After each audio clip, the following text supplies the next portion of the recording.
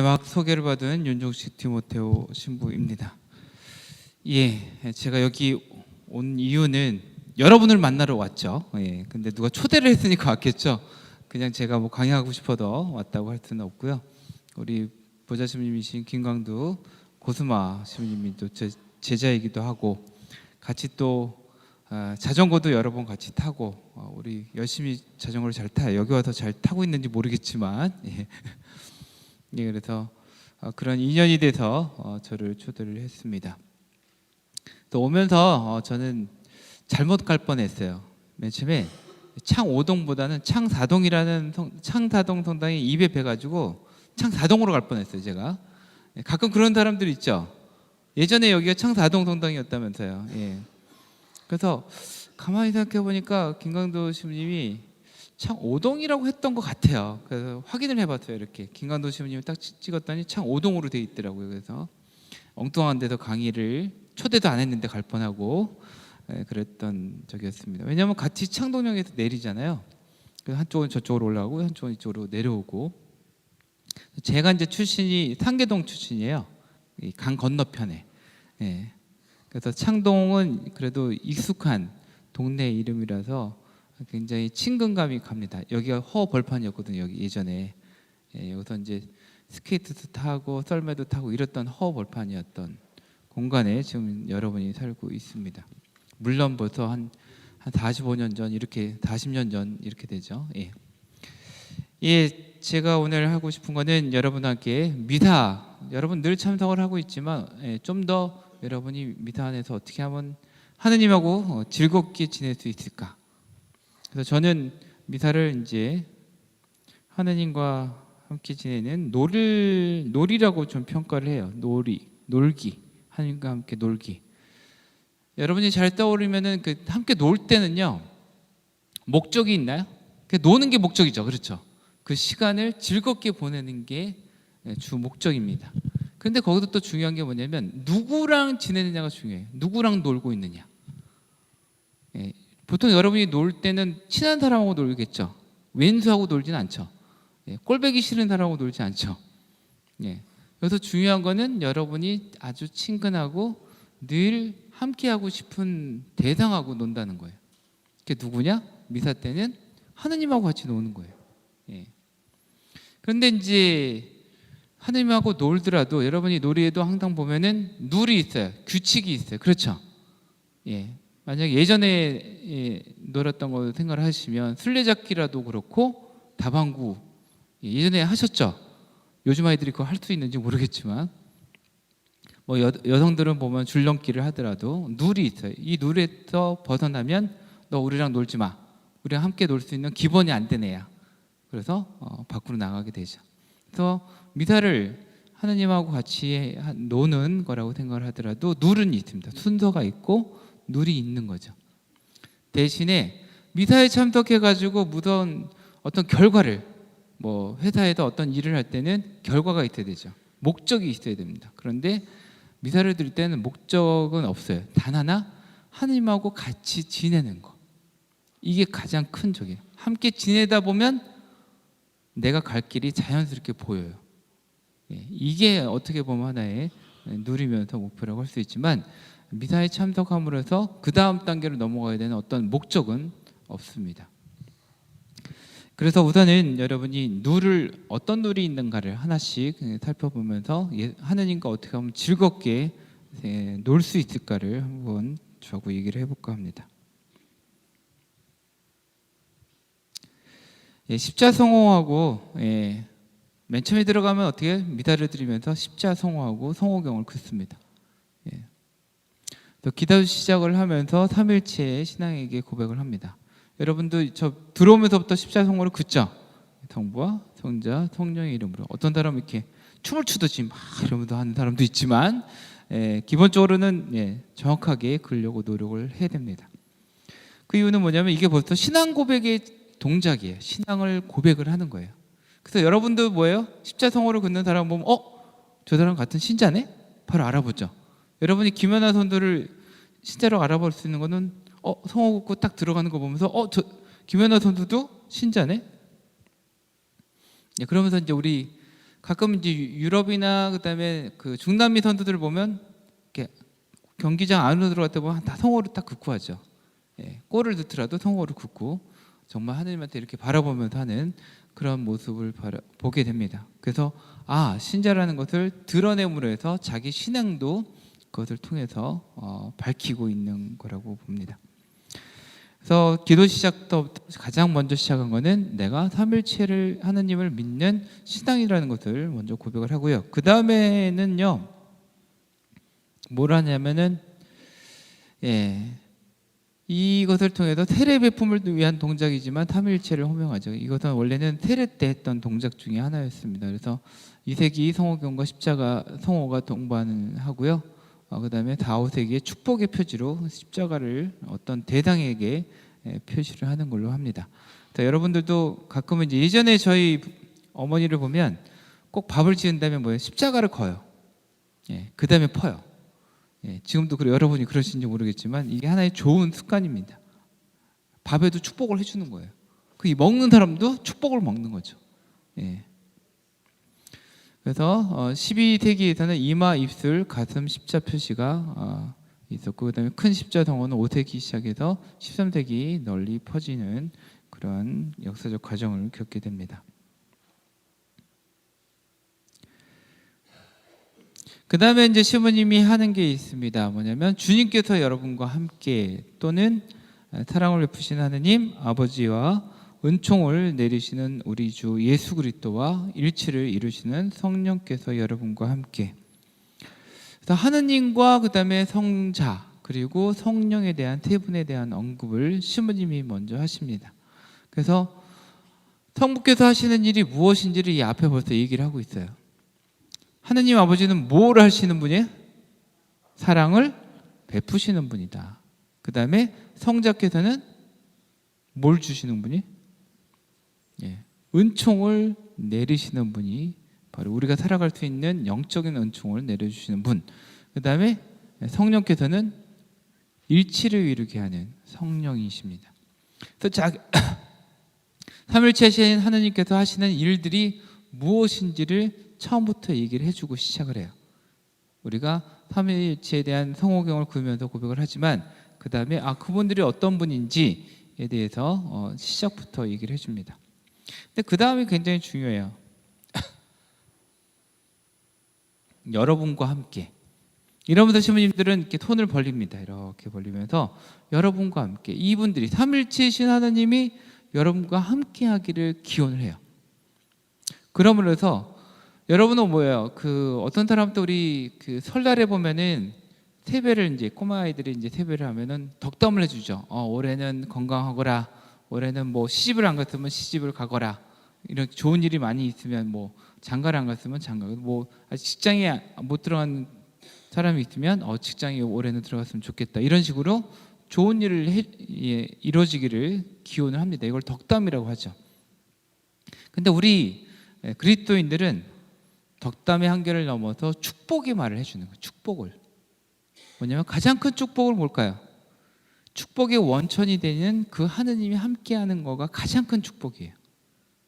그래서 주님께서 여러분과 함께 또는 저렇게 사랑을 베푸시는 하느님 아버지 그리고 은총을 내리시는 성자 우리 주 예수 그리스도와 그 다음에 일치를 이루시는 성령께서 여러분과 함께라고 해서 가장 축복의 근원이 되는 분들이 함께하기를 기원해 줍니다. 그럼 여러분은 뭐라 그래요?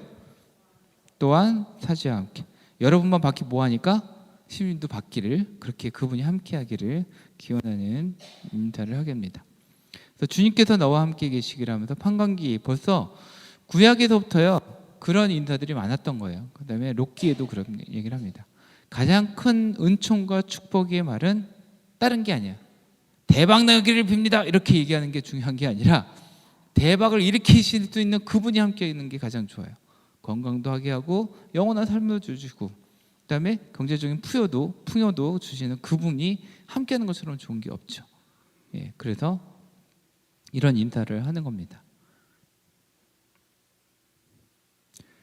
그다음에 이제 세 번째로는 자비성을 베푸게 됩니다. 자비는 믿음이 있어야 실현이 됩니다. 하느님께서 우리를 불쌍히 여기시고 우리에게 마음을 쓰시는 것, 이것이 자비의 시작입니다. 또 자비를 베푸시는 예수님. 그래서 다윗의 자손이시여 저에게 자비를 베풀어 주십시오라고 눈먼 사람이거나 그다음에 문둥병자들이 이런 얘기를 했었죠. 그래서 눈먼 이는 믿었기에 보고 다른 이는 보았기 때문에 믿지 않았다라는 얘기를 해주십니다. FATA 힐라리오스가 이런 얘기를 합니다. 이제 눈먼 사람이 저에게 자비를 베푸십시오. 근데 참 재밌어요. 뭐냐면 눈먼 사람이라면 보통 자기를 치유해 줄 수 있는 사람, 눈을 뜨게 할 수 있는 사람한테 처음부터 저 눈 좀 뜨게 해주세요 얘기를 해야 되는데 그러지 않고 눈먼 사람은 자비를 베풀어 주셔도 어떤 기적이 일어나게 하는 데 있어서 가장 첫 번째 조건은요, 이 사람에 대한 애정이 있어야 되는 거예요. 예. 의사가 누구를 치유해 주기 위해서는 이 사람에 대한 애정이 있고 이 사람이 정말 낫기를 바라는 마음이 같이 있어야 돼요. 공감대가 형성이 돼야 돼요. 그래야 제대로 된 치유가 이루어지고 기적이 일어날 수가 있습니다. 그걸 너무나 잘 알았던 것 같아요. 그래서 저희에게 자비를 베푸소서. 눈먼 이는 무엇이 필요한지를 알아요. 나를 불쌍히 여겨주고 나에게 필요한 일을 해주십시오. 그 다음에 예수님 물어보죠. 그럼 너가 필요한 게 뭐냐? 그 다음에 눈을 뜨게 해달라는 거죠. 예, 그 마음이, 사랑의 마음이 있는 가운데 구체적인 일들이 벌어지게 됩니다. 여러분도 그럴 것 같아요. 예, 뭐 필요한 게 있으면 먼저 하느님한테 기청할 때 뭐를 해주세요. 당장 이런 거보다는 하느님 저를 불쌍히 여기소서, 자비를 베푸소서 한 다음에 기원을 한다면 훨씬 잘 들어주지 않을까라는 어떤 인간적인 흐름도 같이 연결되어 있는 게 자비성입니다. 또 로마와 그리스 사회에서는 유래했고요. 그리스도교 화된 청원입니다. 태양신을 섬기는 고대 동방인들이 아침에 태양을 보며 외쳤던 청원입니다. 태양이 신이라고 생각을 했죠. 태양신. 그래서 태양을 바라보면서 저에게 자비를 베푸소서라고 외쳤습니다. 그게 키리에 엘레이손이라고 하는 히라보로 많이 얘기가 됐죠. 그다음에 4세기 에테리아 여행에서도 저녁 기도 중에 기도 지향에 대한 응답으로 키리에 엘레이손 하는 것을 듣게 됩니다. 여기서 이제 주님은 예수 그리스도를 의미를 합니다. 그래서 예수님한테 하는 기도가 미사 중에 이렇게 많지 않아요. 주로 예수님한테 기도할 때는 자비송, 주님 자비를 베푸소서, 그리스도님 자비를 베푸소서, 주님 자비를 베푸소서 이럴 때 이때 주님은 예수님을 얘기합니다. 그리고 또 언제 예수님에 대해서 얘기를 하냐면 하느님의 어린 양 할 때, 하느님의 어린 양은 예수님을 지칭합니다. 또 하느님의 어린 양 세상에 죄를 없애시는 분 우리를 불쌍히 여기소서 자비를 베푸소서 이렇게 우리가 기도를 하죠. 이때는 예수님한테 하는 기도입니다.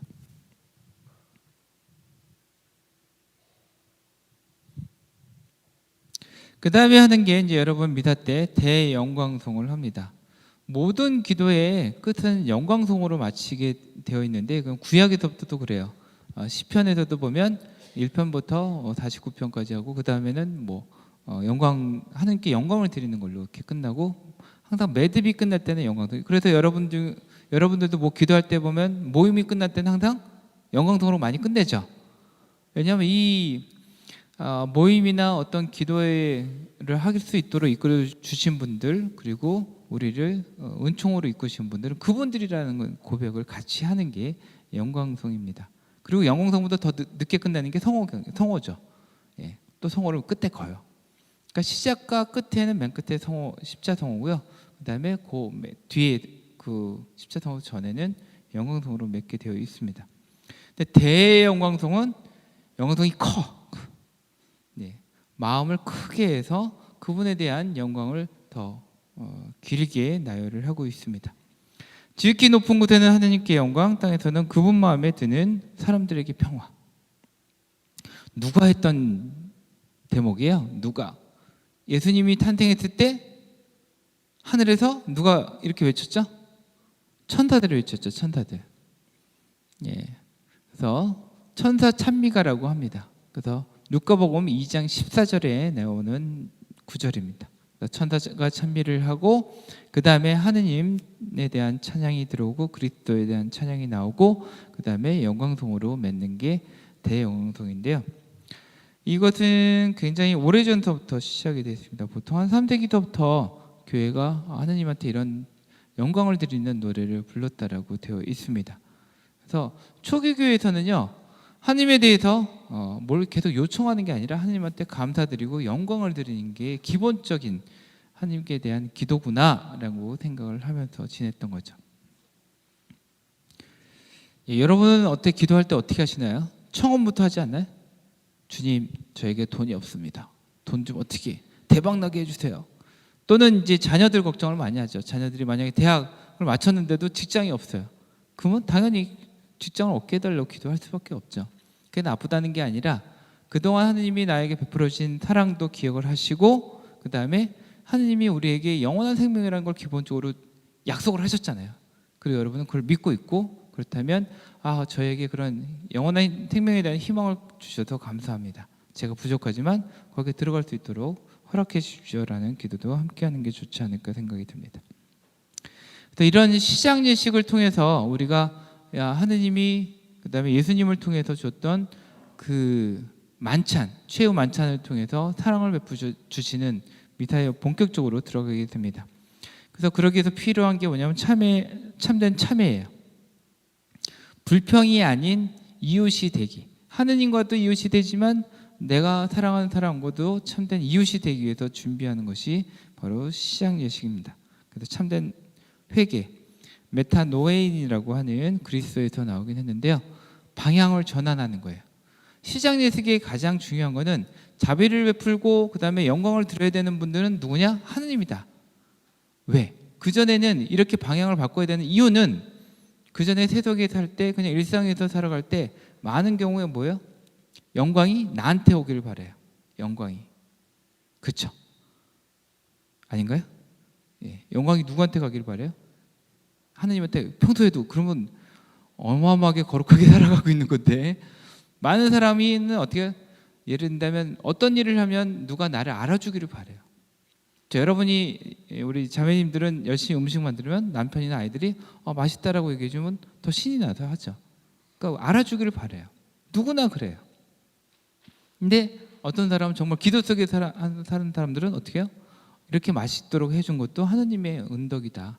나에게 이런 솜씨도 만들어주고 재료도 마련해주고, 그래서 하느님께 영광을 드리고, 그다음에 나에게 돌아온 공로에 대해서도 하느님께 돌릴 수 있는 여력이 생기는 거죠.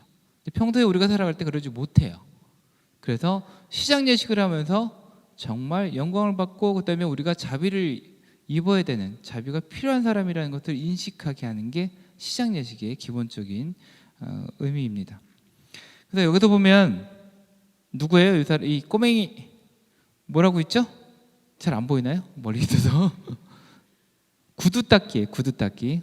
예전에 뉴욕에서 한 장면이라고 합니다. 멋있는 신사에 구두를 닦아주고 있어요.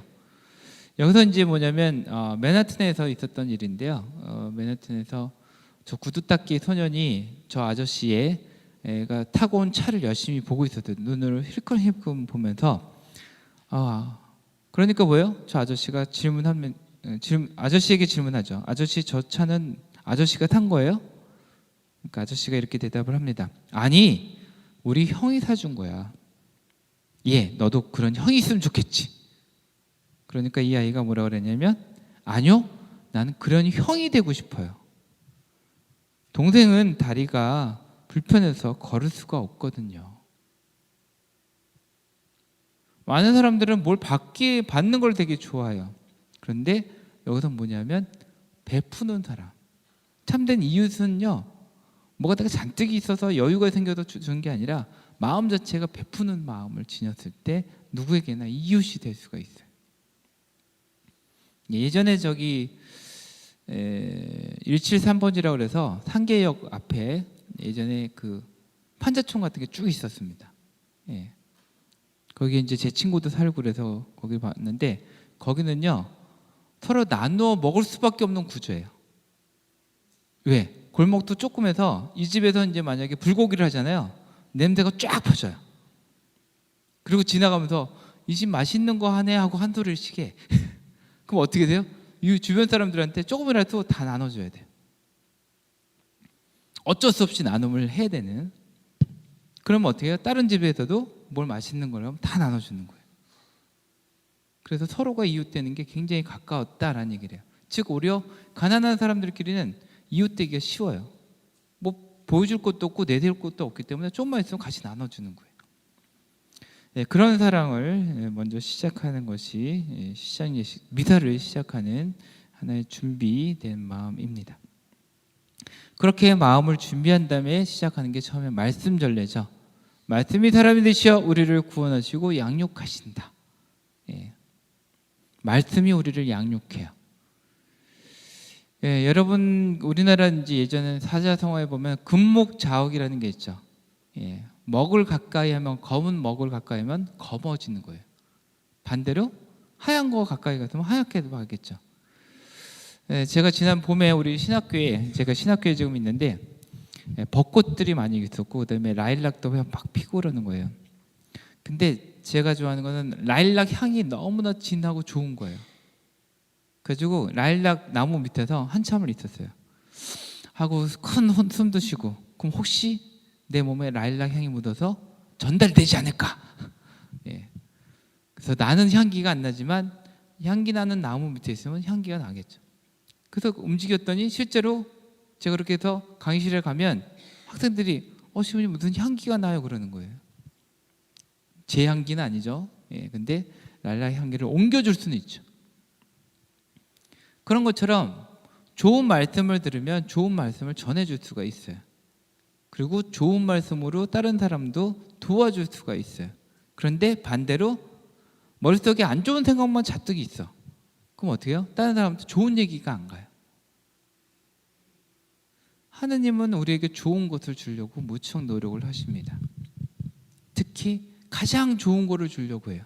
뭐냐? 여러분을 구원의 길로 이끄는 말씀을 해주는 거예요. 여기 현세에서의 구원도 있지만 가장 중요한 거는 영원한 생명으로 가는 구원의 길을 열어주고 있습니다.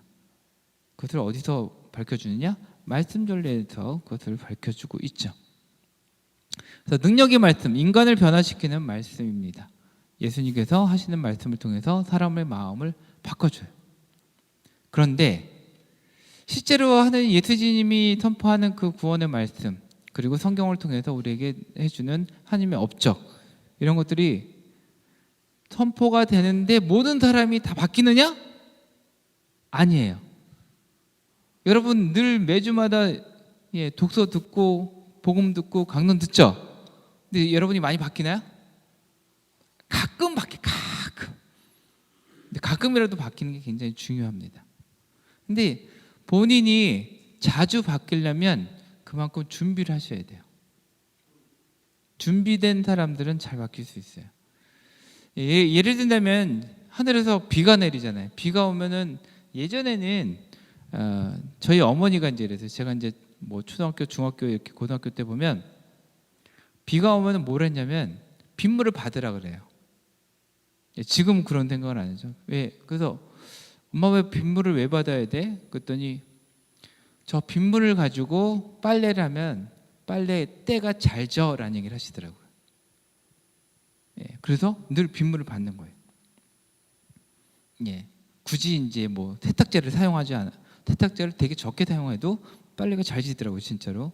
근데 그런 것처럼 비가 왔을 때 그렇게 빗물을 받는 것처럼 여러분도 마찬가지로 하느님의 은총의 말씀이 있어도 그것을 잘 받아서 내 거로 잘 사용을 해야 되는데 그게 아니라 미리 읽어지도 않을 뿐만 아니라 평소에 들을 때도 경청이 아니라 딴 생각을 하고 있는 거예요. 보기는 시부님을 바라보면서 있지만 이따가 뭘 먹어야 되지? 점심에 뭐 먹어야지? 우리 아이는 지금 일어났나? 우리 남편은 왜 오늘 안 따라왔지? 이런 생각을 하고 있으면 뭐예요? 받을 수 있는 그릇이 엎어져 있는 거예요. 귀를 막고 있는 거니까. 딴 생각하고 있으면. 보통은 복음 말씀을 들을 때 그 말씀이 두 번째로는 어떤 사람이 있냐면요. 복음 말씀을 듣고 강론 말씀을 들을 때 이야! 이 말씀은 내가 정말 꼴보기 싫어하는 그 사람이 들어야 돼. 그 사람 회개해야 돼. 그렇게 들으면 또 안 돼요. 모든 말씀은 나한테 한다는 얘기를 들어야 돼요. 예수님이 지금 나한테 하시는 얘기구나. 나한테. 뭐 내가 어떻게 바뀌기를 바라시지? 그런 의도로 복음 말씀을 대하고 강론을 들을 때 내가 변화가 될 수 있는 거예요. 매주마다요 하나씩만이라도 내가 변화돼서 생활을 바꿔놓는다면 거의 한 60주 정도, 1년에 60주 정도 되거든요. 그럼 60번을 바뀔 수가 있어요. 그럼 사람이 완전히 바뀌어요. 예. 그러지 못하고 있는 거죠, 우리가. 예. 그래서 여러분이 제대로 양육을 하려면 미리 복음 말씀을 읽고 그 말씀이 나에게 하시는 얘기라고 생각하면서 듣고 뭔가를 실천하려고 하셔야 됩니다. 그 다음에 그래서 길에서 우리에게 말씀하실 때나 성경을 풀이해 주실 때 속에서 우리 마음이 타오르지 않았던가 라고 루카복음 24장에서 얘기합니다. 뭐냐면 엠마오로 가는 제자들이 예수님과 함께 걸으면서 들었던 얘기에 대해서 회상하면서 하는 얘기예요. 예수님의 말씀을 서서히 듣다 보면 내 마음 안에 불과 같은 뭐가 일어나요. 정말 그 대표적인 경우가 누구냐면 암브로시오 성인이에요. 암브로시오 성인이 아니군요. 암브로시오 성인이 아우구스티노 성인을 감화시켜서 바뀌어놨죠. 그래서 자신이 방탕한 생활을 하다가 다시 회개를 해서 그리스도인으로 다시 살아가려고 노력합니다. 근데 물론 아우구스티노 성인의 뒤에서 끊임없이 기도했던 어머니가 있어요. 누구예요? 아우구스티노 성인의 어머니 모니카 성녀. 그리고 아시시의 성 프란치스코 성인 있죠. 이분도 마찬가지예요. 그 어머니가 무척 기도를 많이 하셨어요. 그래서 그 어머니가 그리고 이제 프란치스코 성인이 어느 날 딱 복음 말씀을 들어갔는데 모든 걸 다 놓고 떠나라라는 얘기 들어요. 그래서 정말 떠나서 그분의 그리스도의 복음을 선포하려고 거렁벙이 생활하면서 구걸하면서 다녀요. 그 아시시라는 동네에서 가장 포목상으로 유명한 돈이 많기로 유명한 집안의 아들이 떠돌이 생활하면서 하고 있는 거예요. 그 아버지는 어떻게 됐어요? 속이 터져. 제가 내 포목상을 물려받아서 집안을 일으켜야 되는데 이상한 짓거리만 하고 있는 거예요. 다 쓸어가는 성당을 다시 짓겠다고 돈을 쓰고 있지. 친구들 모아가지고 떠돌아다니면서 이상한 말 하고 있고 아버지는 미쳤다고 생각하는 거예요. 실제로 그래도 감금을 시켜놓죠. 몰래 엄마가 먹을 것 갖다 주고 그러긴 하지만 그렇게 복음 말씀이 사람을 바꿔놓을 수가 있어요. 그래서 성사는 모두 신앙의 성사이며 신앙은 말씀에 있어 생기고 자라납니다. 그래서 정말 믿음은 말씀을 통해서. 그래서 성경을 읽지 않으면서 난 믿는다. 거짓말쟁이에요. 성경을 읽고 듣고 묵상하고 실천이라는 단계로 갔을 때 정말 믿음의 사람으로 거듭날 수가 있습니다. 그런데 우리 교회에서는요, 우리 가톨릭 교회에서는 이제 독서들을 어떻게 하면 신자들이 잘 접하게 할 수 있을까를 궁리하다가 지금 같은 시스템으로 지금 하고 있습니다. 주일과 축일은요, 세 독서를 해요. 1독서, 2독서, 복음이 있죠. 그건 잘 아실 겁니다. 1독서는 보통 구약 성경을 하고 2독서는 서간들과 그다음에 사도 행전을 하죠. 그래서 두 가지를 하고 마지막에 복음을 읽음으로 해서 세 가지 성경을 읽게 됩니다. 세 독서를 하게 되죠. 그 다음에 이제 3년 주기로 돌아다녀요. 가, 나, 다. 지금 무슨 해일까요? 올해예요? 올해는 맞습니다. 지금은 다해요. 다해. 그래서 지금 다해로 돌아가고 있고요. 그 다음에 이제 두 가지 원칙이 있는데 이거랑 똑같아요. 평일날 하는 거랑 주제가 조화를 이뤄야 됩니다. 뭐냐면 지금 이제 지난주까지 우리가 부활 시기를 지냈다가 지금 연중 시기죠. 그래서 연중 시기에 맞게끔 흘러가고 있고요. 그 다음에 주제가 독서하고 복음이 맞아야 돼요. 만약에 자비에 대해서 했다 그러면 독서도 자비에 대해서, 용서에 대해서 했다 그러면 마찬가지로 용서에 대한 걸로 맞춰지도록 되어 있고요. 그 다음에 준연속이에요. 뭐냐면 루카복음을 계속 읽었다 그러면 루카복음을 계속 읽어요. 지금 다행히 루카복음을 읽게 되는데 루카복음을 계속 읽어요. 그렇지만 완전 연속이 안 돼요. 왜냐하면 어떤 거는 약간 덜 중요한 건 빠지게 돼요. 그래서 연속은 연속인데 완전 연속이 아니라서 준연속으로 읽게 됩니다. 그래서 마테오복음, 마르코복음, 루카복음 순으로 가나다해가 계속 돌아가면서 예수님의 생애의 가장 중요한 순서들을 다 듣게 됩니다. 근데 평일날은요, 평일날은 여러분도 잘 알다시피 1독서하고 복음을 읽게 돼서 2독서로 되어 있고요. 그다음에 2년 주기로 돌아갑니다. 그래서 홀수의 짝수의. 그다음에 두 원칙은 같이 여기 두 원칙하고 같은 주제 조화와 준연속입니다. 그래서 여러분이요, 평일날 들었던 복음을 그 다음 주에 또 듣는 경우가 생겨요. 그 이유는 이래서 그래요. 하나는 2년 주기로 돌고 하나는 3년 주기로 돌아서 서로 주기가 다른 거예요. 그래서 평일날 들었던 복음을 그 다음 주일 또 듣는 그런 일들이 같이 발생을 합니다. 나중에 시험 볼 줄 몰라요. 3년 주기, 태독서 두 가지 원칙. 그다음에 이제 강론은 또 다른 복음을 선포합니다. 강론 기본적으로 이제 부제나 사제가 할 수 있도록 되어 있고요. 자기가 믿지 않는 분을 어떻게 받들어 부를 수 있습니까? 로마서에 나온 얘기입니다. 자기가 들은 적이 없는 분을 어떻게 믿을 수 있겠습니까? 선포한 사람이 없으면 어떻게 들을 수 있겠습니까?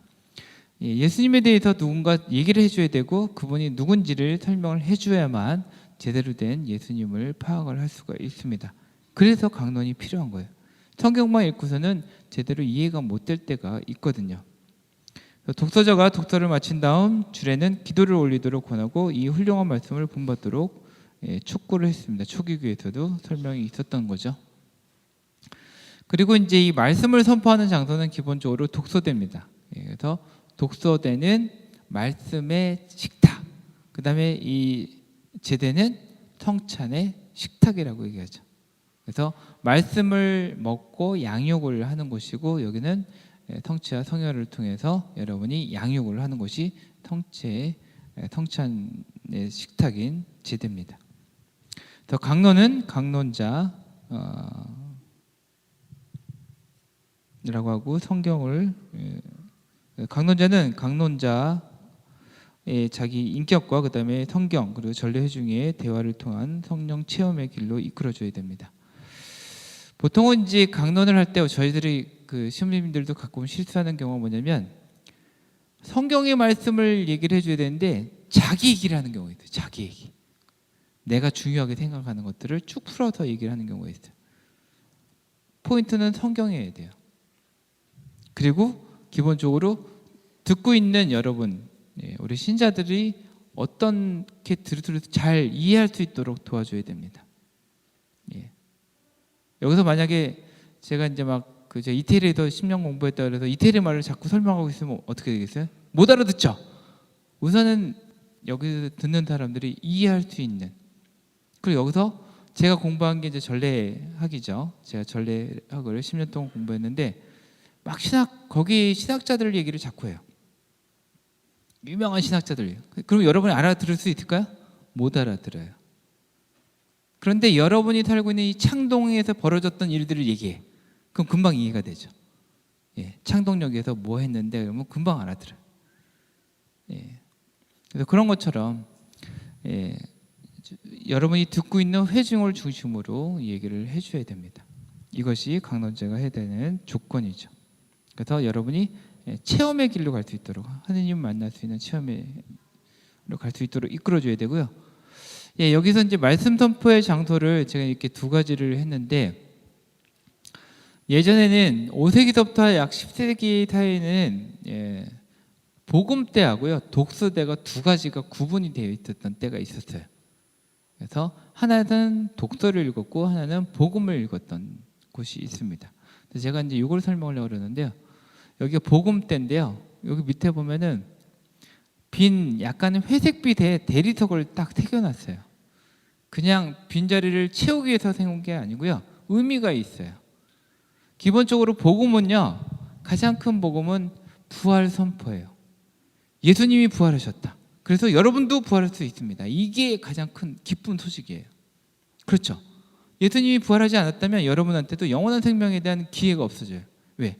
부활할 수가 없기 때문에.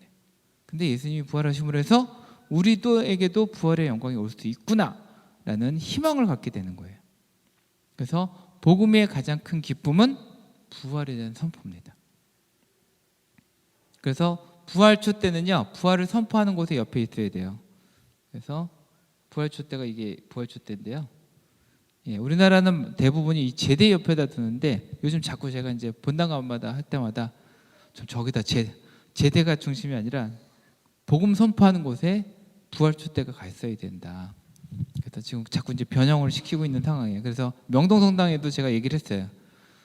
예, 거기 담당하는 신부에게 이제 저보다 후배 신부고 뭐 그래서 제가 잘하는 신부라 야 부활초 때 좀 제발 독서대 쪽으로 옮겨 달라고. 부활을 선포하는 곳에 부활초 때가 있어야지 왜 자꾸 제대 쪽에다 갖다 놨냐 그랬더니 거기가 그 독서대 옆에 놀 자리가 없대요. 그리고 복사들이 서야 되는데 복사들 자리가 또 없고 너무 좁아서 또 고민되고 있습니다라고 이제 얘기를 하더라고요. 그래서 고민이라도 해줘도 고맙다라고 얘기했어요. 예. 그다음에 또 하나는 뭐냐면 이런 복음을 선포하는 데서 이게 뭐냐면 독수리예요. 독수리. 또 복음이라는 것은 가장 영적으로 최상의 경지에 있는 말씀이에요. 그래서 새들 중에서 가장 높이 올라가고 멀리 볼 수 있는 독수리를 영적으로 가장 훌륭한 영적인 상태를 드러내는 게 독수리입니다. 그래서 복음 선포에는 독수리를 예전에 많이 그려 넣었습니다. 잘못 보면 비둘기인 줄 알아요. 예. 평화의 상징. 그게 아니라 독수리입니다. 예전에 제가 독수리를 그린다고 그렸는데 남들은 다 비둘기라고 그러더라고요. 그래서 이거 독수리야 그랬더니 아닌데 보면 비둘기처럼 생겼는데 그래서 실망한 적이 있었죠. 그래서 그 다음부터 그림을 안 그리기 시작했어요. 또 신앙 고백을 하죠. 마음으로 믿어 의로움을 얻고 입으로 고백하여 구원을 얻습니다라는 로마서 10장 10절의 얘기입니다. 강론을 들은 다음에 바로 하는 게 뭐냐면 우리의 믿음을 고백하는 겁니다. 그래서 베드로 사도가 이런 얘기를 하죠. 스승님은 살아계신 하느님의 아드님 그리스도이십니다 라고 고백을 합니다. 어떻게 보면 베드로 사도가 첫 번째 수익권을 지닌 제자가 될 수 있었던 이유는 바로 이런 고백 때문에 그래요. 바로 예수님을 제대로 알아본 그것을 고백을 했기 때문에. 그래서 우리가 하는 거는 두 가지 신경을 고백을 합니다. 그래서 여러분들은 보통 사도신경을 하죠. 전능하신 전지성부 하면서 하는 게 사도신경이죠. 니케아 콘스탄티노플은 한 분이신 하나님을 믿습니다. 이렇게 시작을 해요. 근데 이 두 가지가 탄생한 곳이 다릅니다. 니케아 콘스탄티노플 신경이 탄생한 곳은 예루살렘이에요. 예루살렘에서 세례를 받을 때 고백했던 신앙 기도문이 시작이에요. 그리고 사도신경은 어디서? 로마에서 세례를 받을 때 고백했던 신경입니다. 그래서 두 가지가 우리는 다 사용을 하고 있는데요. 니케아 콘스탄티노플 신경은요, 동방교회도 같이 해요. 그래서 가장 넓게 고백하는 신앙 고백 기도문이고, 그 다음에 로마 쪽에서 하는, 즉 우리 로마 가톨릭 교회는 대부분 사도신경도 같이 하고 있습니다. 여러분 대부분 사도신경을 하고 있죠. 그래서 지금 교회에서는 그래도 대축일 때는 전체 교회가 같이 바치는 니케아 콘스탄티노플 신경을 하면 좋지 않냐라고 권하고 있죠. 예. 여러분 매일 미사 책에 보면 이거 나와요. 그렇죠? 니케아 콘스탄티노플. 예. 여러분 본당 가끔 하시나요? 예, 가끔 하신다고. 어떤 분은 하고 있는데도 이게 그건가? 라고 생각이 드는 분도 있겠지만 여러분도 하고 있다고 합니다. 그 다음에 하는 게 이제 보편지향기도 다음에 예물 봉헌을 합니다. 여러분은 무엇을 봉헌할 수 있을까요? 한번 질문을 던져봤습니다. 여러분이 봉헌할 수 있는 게 뭘까요? 물론 이제 돈을 내죠. 여러분이 돈을 내지만 그것과 함께 자기 마음을 봉헌했으면 좋겠어요. 근데 여러분이 마음이 어떤 사람들은 자기 자신을 봉헌하려니까 시부님 저는 늘 나쁜 생각도 자주 하고 그다음에 애들한테도 혼낼 때도 욕도 자주 하고 그다음에 누구 미워하기도 하고 죄가 많아요. 저 같은 사람 어떻게 봉헌해요? 그런데 하느님이 참 신비로운 게 뭐냐면 제가 아무리 때가 묻고 잘못한 게 있어도 하느님한테 봉헌되면 그걸 다 깨끗하게 바꿔놔요. 그래서 염려를 놓으셔도 돼요. 염려하지 마시고 봉헌금을 낼 때 저도 같이 봉헌합니다 라면서 여러분 마음도 같이 봉헌하시는 게 좋습니다. 그래서 로마서 12장 1절에 보면 여러분의 몸을 하느님 마음에 드는 거룩한 산제물로 바치십시오. 이것이 바로 여러분이 드려야 하는 합당한 예물입니다. 즉 나 자신을 몸과 마음을 다 바치면 하느님이 다 바꿔놓고 다시 또 다르게 새로운 사람을 바뀌어서 세상에 가서 그렇게 살아가려고 하는 그런 마음이 담겨져 있습니다. 초기에는 미사전에 예물을 제대에 놓았다가 11세기 들어와서 금전으로 바뀝니다. 처음에는 어떻게 됐냐면 여기에 포도주하고 빵을 집에서 했던 것들을 가져오는 거예요. 다. 여러분이 만약에 다 가져온다 그러면 여기 어떻게 해요? 투부키 쌓였겠죠. 예, 빵도 쌓이고 그다음에 포도주도 쌓이고 뭐 다른 음식도 잔뜩 쌓였을 거예요. 예전에 그 시골 본당 시호님은 그렇다고 그러더라고요. 미사 그 헌금이 잘 들어오지 않는데 미사 예물도 잘 안 들어온대요. 그럼 뭐가 들어와요? 그랬더니 닭, 달걀, 그다음에 무슨 뭐 대파 이런 게 들어온대요. 시민이 이거 드셔요. 그리고 미사 좀 하나 들어줘요. 그러면서 예전엔 그렇게 많이 들어왔대요. 이게 다 그냥 그러면 이제 시민님 다음 먹을 것들이 생기는 거죠. 돈은 잘 안 들어와도. 그런 것처럼 어떻게 보면은 초기에는 그냥 자신들이 바치는 것들을 가져오는 거예요. 그래서 그 중에 좀 괜찮은 빵하고 포도주를 제대 위에다 올려놓고 그걸 축성을 해서 나눠 먹은 거죠. 그리고 이 앞에 있는 거 여기 올려져 있는 건 축성을 하는 거고 이 앞에 있는 건 축복을 해요. 그래서 이것도 미사가 끝난 다음에 다 나눠 먹은 거예요. 그래서 온 저기들이 배불리 먹었다는 거예요. 초기 교회에서는. 그런데 어느 순간에 문제가 생겼어요. 예, 본당에서도 가끔 문제가 생길 수 있습니다. 여기서 이 나눔을 해주던 사람들이 어느 순간에 자기 가족부터 챙기기 시작하는 거예요. 나눠줄 때 이거 좋은 빵이네. 포도주도 급이 있죠. 어디 포도주는 더 맛있어. 좀 와인을 좀 마실 수 있는 사람들은 알아요. 좋은 와인은 자기 아는 사람한테 주고 좀 안 좋은 거는 내가 잘 모르는 사람. 그리고 이제 큰 문제가 생긴 게 뭐냐면 과부하고 고아들이 못 먹는 거예요. 왜? 나눠주는 사람이 저 과부하는 좀 힘이 없으니까 아예 줄 생각을 안 하는 거예요. 그래서 사도들이 뭐라 그래요? 안 되겠다. 이것을 나눠줄 때 있어서 거룩하고 그다음에 인덕 있는 사람, 균등하게 나눠줄 수 있는 사람 뽑자. 7명을 뽑자. 그래서 뽑은 게 부제들이에요. 그 부제들 중에 필리포 부제도 있고 그다음에 스테파노도 있고 이런 식으로 부제들을 뽑은 거죠. 예, 늘 어디다 보냐면 공동체 안에 내가 아는 사람 나부터 챙기기를 원하는 사람들이 생기면 꼭 분열이 생겨요. 이렇게 정의가 없이 사랑이 제대로 분배가 안 돼요. 그래서 저도 이제 그런 것 때문에 본당에서 그 캠프를 가잖아요. 중고등부 캠프나 초등부 캠프를 가면 자모회 분들한테 꼭 당부하는 게 있었어요. 여러분 자녀들도 같이 갑니다. 근데 여러분이 자기 자녀를 챙기기 시작하면 그렇지 그 부모들이 안 온 아이들은 소외감을 느낍니다. 그래서 절대 자기의 아이를 챙기지 마십시오. 그러니까 이제 그 얘기를 듣고 어느 엄마가 아이를 딱 데려왔는데요. 아이한테 시작하면서 이런 얘기를 하는 거예요. 얘야, 지금부터 나는 너의 엄마가 아니야. 앞으로 자모의 어머니라고 불러. 난 네 엄마가 아니야. 근데 딱 떼어놓으니까 얘가 울상이 되는 거예요. 왜 엄마라고 못 불러 그러면서 왜냐하면 나는 네 엄마로서 왔지만 그렇지 않은 네 친구들은 엄마가 안 왔잖아. 나는 모두의 엄마가 되는 거야. 너만의 엄마가 아니야. 그러니까 처음에만 울상이더니 그 얘기를 좀 이해가 됐는지 친구들하고 잘 어울리면서 지내더라고요. 그 자모의 엄마는 정말 잘했어요. 똑같이 누구한테나. 그러니까 그리스도인이 되려면요, 내 가족도 나도 약간 내려놓고 모든 사람한테 똑같이 하려는 노력이 있어야 돼요. 그래서 정의로운 사람이 돼야 사랑을 제대로 줄 수가 있어요. 예, 그렇지 않으면 어떻게 편협하게 돼요. 하나님한테 멀어지게 하고 공동체를 분열시킵니다. 뭐 얘기하다가 제가요. 그래서 이제 처음에 예물봉헌을 이렇게 했고요. 그래서 초기에는 예물을 다 가져왔다가 11세기 때부터는 본격적으로 금전들을 가져오기 시작했고요. 빵과 포도주의 운반과 가난한 이들과 교회 운영을 위한 헌금으로 구분이 됩니다. 지금은 어떻게 돼요? 빵과 포도주 가져오는 것과 가난한 이들을 위해서 나누는 헌금이 달라, 이렇게 두 가지로 구분되기 시작했죠.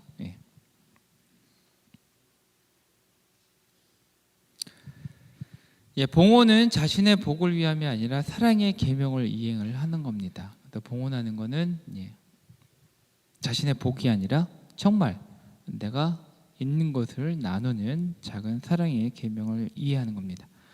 하느님의 은총 이외에는 모든 것이 쓰레기라는 사실을 깨달은 필립비서에서 바울 사도가 이런 얘기를 하죠. 하느님의 은총에는 모든 게 쓰레기입니다. 다 나눠주는 삶이 되어야 돼요. 한 아이가 내놓은 보리빵 5개와 물고기 2마리가 5,000명이 배불리 먹는 기적의 실마리가 되었던 것을 꼭 기억할 필요가 있습니다. 어른들은 못했던 것을 아이가 나눠줘요.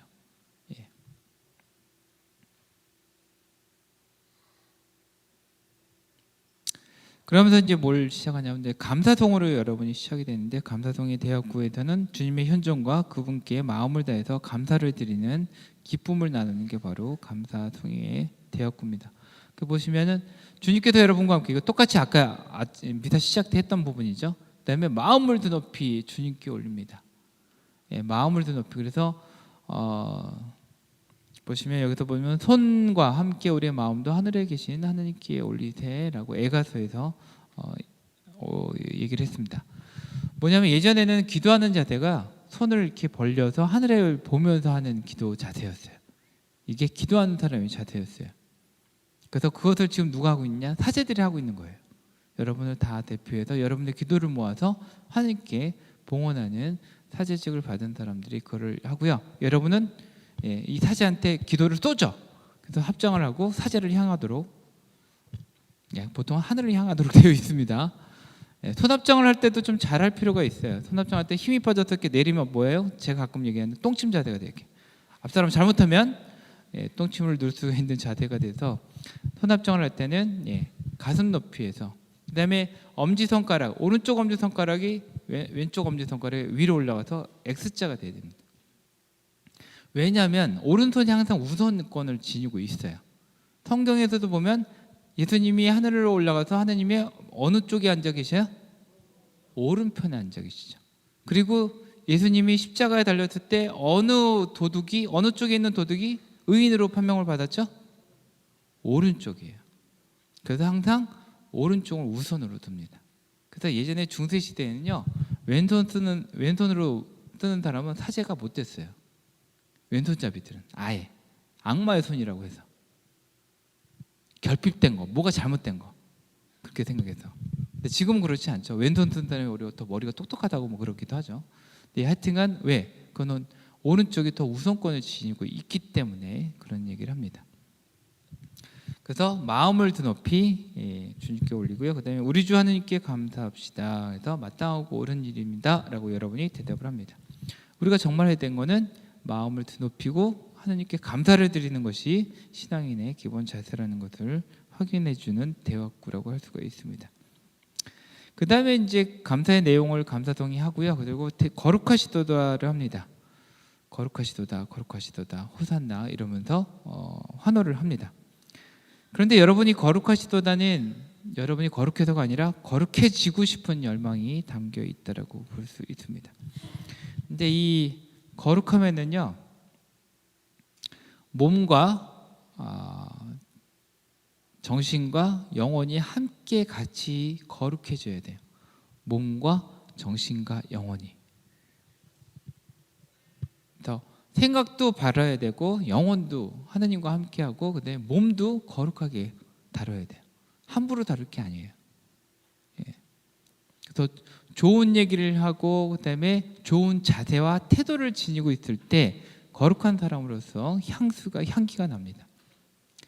그런데 이제 저렇게 되기 위해서는 근본적으로 하느님과 함께 사는 게 좀 기본적으로 노력해야 돼요. 만약에 어떤 걸 판단하더라도 예수님이라면 이때 어떻게 하셨을까라고 물을 필요가 있어요. 나의 이해관계나 내가 마음이 지금 안 좋다, 이것이 중심이 아니라 예수님이라면 어떻게 했을까? 하느님의 사랑은 어떻게 표출하면 좋을까? 이런 고민을 한 번 정도는 어떤 상황이든 한번 하실 필요가 있습니다. 그럴 때 거룩하시다 상토스를 제대로 봉헌할 수 있는 자격이 생길 겁니다. 그 다음에 이제 중요한 거는요, 성찬 제전과 축성문입니다. 나를 기억하여 이를 행하여라 라고 보면 예수님께서 얘기를 하십니다. 그래서 예수님 참 재밌는 것 같아요. 미래를 너무나 잘 보고 계셔요. 우리가 그냥 예수님이 우리를 십자가 제상에서 우리를 구원하시고 부활하시고 승천하셨다면 지금까지 우리가 그분을 기억하기 어려웠을 거예요. 그런데 그분은 이렇게 하기 전에 벌써 자신이 평생 동안, 평생에 영원토록 기억될 수 있는 방법을 만들어 주셨어요. 그게 바로 미사예요. 그리고 그것을 행하라고 자기의 제자들에게 미리 얘기를 하는 거예요. 나를 기억하여 이를 행하여라. 그래서 교회는 예수님이 제정하신 합당한 예배를 행하면서 구원 사업을 계속합니다. 특히 미사를 통해서 모든 이에게 생명과 그다음에 숨과 모든 것을 주시는 분인 하느님을 기억하고 감사드리며 찬미와 찬양을 하고 있습니다. 미사를 통해서. 그래서 여러분이 미사를 드리는 되는 이유가 바로 이거예요. 바로 우리에게 모든 것을 주시는 삼위일체이신 하느님을 느끼고 그분의 사랑을 담고 갈 수 있기 때문에. 근데 이때 좀 자세가요. 요즘 여러분 장계틀이 있죠. 무릎 꿇을 수 있게 돼 있나요? 없어요? 예. 어떠냐면 무릎을 이 감사기도 내내 무릎을 꿇도록 교회는 권장하고 있어요. 근데 어느 순간에 우리 한국 교회가 다 없어버렸어요. 근데 어디서부터 하냐면 명동성당부터 1980년대 중반에 어느 순간에 싹 없앤 거예요. 근데 실제로 교회에서는 없애라고 한 적이 없어요. 장기할 필요가 없다. 무릎을 꿇을 필요 이런 얘기 한 적이 없어요. 다만 뭐라고 그랬냐면 몸이 불편한 사람이거나 사람이 너무 많아서 장기를 할 수가 없을 때는 안 할 수 있다라고 되어 있어요. 이거를 확대 해석한 거예요. 신자들이 너무 많다라고 생각을 하셨나 봐요. 근데 지금 어때요? 다 장기할 수 있는 여력이 있죠. 지금은 장계를 무릎을 꿇도록 권장을 하고 있습니다. 그래서 두 자세 무릎을 꿇고 장계를 하고 성취와 성혈을 들어 올리는 예식을 통해서 아주 극하게 하나님이 우리와 함께하고 있음을, 그리고 성취와 성혈로 축성이 돼서 우리에게 먹히시려고 준비하고 있음을 깨닫게 합니다.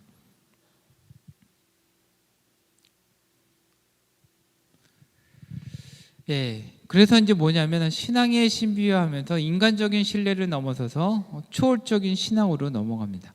여러분이 거양 성혈을 끝난다면은 여러분이 신앙의 신비화하고 싶으니 하면은 그때 고백을 하죠. 신앙의 신비는 뭐냐면 바로 빵과 포도주 안에 예수님의 몸과 피가 들어갔다는 것을 신앙의 신비화라고 외치고 있는 겁니다. 맞아. 여러분이 이렇게 성체를 들고 있을 때 무슨 기도하시는지는 아세요? 성체를 들고 여러분 보죠. 그때 기도를 해야 돼요. 어떤 기도? 나의 주님, 나의 하느님, 즉 저의 주님, 저의 하느님이라고 토마스 사도가 했던 기도를 하라고 되어 있습니다. 그때 바로 이 성체 안에 내가 믿는 그 주님이 계시다, 예수님이 계시다는 것을 고백을 하는 거예요. 성혈을 올릴 때도 마찬가지로 토마스 사도가 얘기했던 저의 주님, 저의 하나님이라고 고백을 하게 됩니다. 그다음에 이제 그래서 인간적인 신뢰에서 초월적 신앙으로 넘어가게 됩니다. 여기 보면 비오 10세 교황님이 1907년에 성체를 보면서 토마스 사도의 고백을 하라고 권고를 하고 있습니다. 그다음에 마침 영광성 독솔로지아 성삼위께 영광을 돌리는 교회의 찬미가를 하게 됩니다. 그래서 보통 시민이 그리스도를 통하여 그리스도와 함께 그리스도 안에서 이렇게 하는 부분이 독솔로지아라고 해요. 마침 영광성이라고 합니다. 이때 마찬가지로 영광성을 하게 되죠. 또 그리스도를 통하여 그리스도와 함께 그리스도 안에서 성령으로 하나 되어 전능하신 천주성부 모든 영예의 영광을 영원히 받으소서라고 하고 모든 영광을 하느님께 돌리는 그러한 기도를 하게 됩니다. 지금 제가 설명 안 하고 좀 빨리 넘어가고 있어요. 여러분을 빨리 보내드리고 싶어 해야 된다는 생각이 들어서. 예. 그다음에 주님의 기도를 하게 되는데, 영성체 준비에 가장 적절한 기도이기도 하고요. 그 신부님이 이제 앞에 이끌어주는 권고의 말씀이 이런 겁니다. 하느님의 자녀되어 구세주의 분부대로 삼가하려니. 두 가지 특징이 있죠. 하나는 하느님의 자녀되어, 여러분이 주님의 기도를 할 수 있는 자격은요, 즉 하느님을 아버지라고 부를 수 있는 자격은 세례를 받았기 때문에 그래요.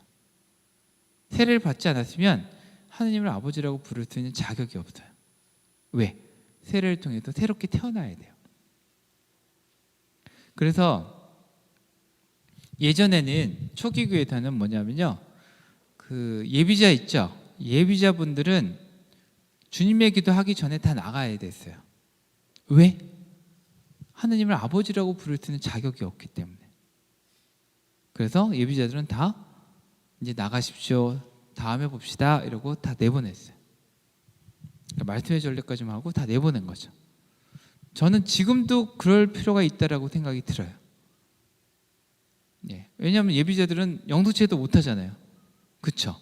그러니까 영성체 하기 전에, 주님의 기도하기 전에 다 내보내고, 그다음에 다음 주에 이제 또 예비자 교류 하기 전에 다 오시면 되죠. 이런 식으로 해서 정말 주님의 기도가 얼마나 소중한 기도인지를 좀 깨달을 필요가 있지 않나. 그다음에 구세주의 분부대로 삼가하려니, 즉 주님의 기도를 가르쳐 준 분이 바로 우리가 믿는 구세주라는 것을 다시 한번 상기시켜 줍니다. 당신의 이름을 믿는 모든 이에게 하느님의 자녀가 되는 권한을 주셨고요. 예수님께서는 너희는 기도할 때 이렇게 기도하라고 분명히 권고를 하셨습니다.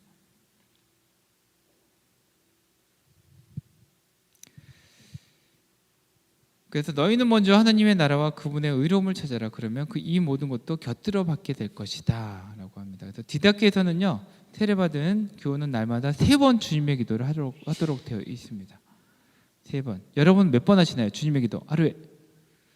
저는 몇십 번을 해요 라고 하는 분도 있을 거예요. 왜냐하면 묵주기도를 자주 하신 분은 매 단마다 묵주기도 앞에 주님의 기도가 있기 때문에 자주 하게 되죠. 그래서 4세기에서는 일용할 양식인 성체와 연결해서 미사에 들어와서 영성체의 준비기도로 들어오게 됩니다. 그래서 하루에 3번을 보통 여러분이 한다면 아침과 저녁 기도하고 미사를 참석하신다면 자연스럽게 하루에 3번은 하게 되고요. 그 다음에 묵주기도를 자주 하시면 5단을 하면은 기본적으로 6번을 하게 되죠. 시작하는데 한 번 하고 매 단마다 또 한 번씩 하니까 기본적으로 6번을 하게 됩니다. 그래서 주님의 기도는 자주 하실 필요가 좀 있어요. 예, 이 부분은 이제 아주 감동 어린, 보통 한 5, 6년 전에 나왔던 얘기입니다. 뭐냐면 여기 할머니인데요. 이 할머니가 이제 국수집을 하셔요. 근데 1998년에 어떤 사람이 사업을 하다가 망했습니다. 남의 부도가 난 거죠. 그래서 모든 것이 다, 그래서 부인한테 이혼도 당하고, 그래서 노숙자가 돼버려요. 정말 유명한 대학을 나오고 정말 유망창창한 작은 기업을 운영하던 사람인데 모든 걸 다 포기할 수밖에 없는 상황이 됩니다. 그래서 이제 노숙자로 지내는데 너무 구걸을 하는데도 돈이 너무 안 들어오는 거예요. 그래서 이 세상을 비관하고 다 불질러 버릴까 이런 생각도 드는데, 용산에 있다가 계속 거슬러 가서 어느 골목으로 갔는데 삼각지 어느 쪽이었던 것 같아요. 근데 이제 이 할머니가 운영하는 이 가게에 들어가서 우선 배 좀 어떻게든, 돈은 없어요. 그럼 어떻게 할까요? 우선 먹고 튀자, 이런 생각을 가지고 들어간 거예요. 그래서 딱 앉아서 하는데 할머니가 아무것도 묻지 않고 그냥 국수를 퍽 말아서 그냥 주더래요. 그래서 허겁지겁 막 먹었대요. 그 눈치 보면서 허겁지겁 먹는데 다 먹을 쯤에 갑자기 이걸 뺏어가더래요. 딱 그릇을. 그러더니 다시 한번 한 그릇을 딱 주더래요. 딱 죽고 또 막 먹다가 이제는 이제 할머니가 혹시 주방에 안 들어가나 하고 노리고 있었던 거죠. 근데 할머니가 딱 주방에 들어가더래요. 그래서 어떻게 해요? 냅다 도망간 거예요. 뒤도 안 돌아보고. 근데 그 뒤에 대고 할머니가 이런 얘기를 하는 거예요. 그냥 가. 뛰지 말고 그냥 가. 그러니까 알고 있었던 거죠. 이 사람이 노숙인이고 돈 낼 상황도 안 되고 아니까 어떻게 해요? 배는 굶었으니까 그냥 둘러서 준 거예요. 예. 그리고 이 사람이 우루과이인가 어디로 이민을 갔대요. 거기서 사업가로 다시 성공을 한 거예요. 그리고 이 할머니 좀 찾아달라고 어느 적에다가 방송으로 내고 그 할머니 찾아서 자기가 몇 억의 돈을 이렇게 드리려고 할머니가 안 받는다고. 나는 당신이 이렇게 성공한 것 자체가 나한테는 밥값을 하고도 국수값을 하고도 남는다고. 그러니까 어떤 사람을 변화시키는 거는 사랑의 마음이, 즉 우리를 모두 바뀔 수 있는 거는 예수님의 그 사랑 때문에 그렇게 바뀔 수 있는 거죠. 그것을 지금 예수님은 말씀과 또 하나 성체로서 우리에게 먹히심으로 해서 칼국수처럼 먹히심으로 해서 우리를 바꿔놓으려고 계속해서 가져오는 거죠. 그 다음에 우리가 할 게 하나 있습니다. 그러므로서 또 다른 예수 그리스도가 돼서 바뀌어야 되는 게 있어요. 바로 이거예요. 평화의 인사를 통해서 평화의 행동이 평화의 상태를 가져오게 됩니다. 자꾸 평화를 기원하다 보면 평화가 서서히 찾아오게 돼요. 근데 자꾸 갈등으로 일으키면 평화가 올 수가 없어요. 우리가 평화 인사를 하는 이유는 바로 그겁니다. 평화가 너희와 함께 하라고 하는 예수님이 부활하신 다음에 제자들에게 했던 그 말씀이 지금 이곳에서 이루어질 수 있도록. 히브리어로는 샬롬 알레이케임이라고 하고요. 아랍어로는 아살람 알레이쿰이라고 합니다. 이스라엘 가면 두 개를 다 알아야 돼요. 샬롬 알레이쿰. 그 다음에 아랍어로는 아살람 알레이쿰. 근데 아랍 사람한테 히브리식으로 얘기하면은 좀 얼굴이 굳어져요. 그리고 이스라엘 사람한테 아랍식으로 하면 또 싫어해요. 근데 우리는 비슷하게 보이죠. 그냥 정 안 되면 샬롬이라고 해도 되고요. 그래서 예수님의 평화는 단순히 전쟁과 분쟁이 없는 것이 아닌 모든 관계의 회복입니다.